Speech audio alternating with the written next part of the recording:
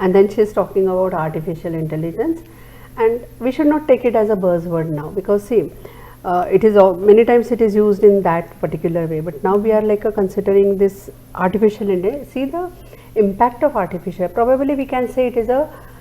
one of the disruptive innovation, just like Internet of Things which came, and then we have kind of seen the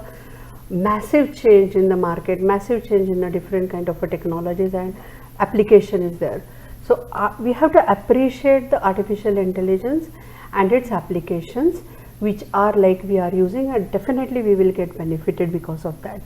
Probably we are now at this stage, if you see, means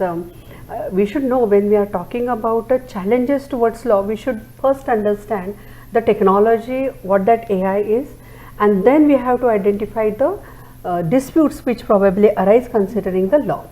So I will just give you idea about the little bit about artificial intelligence.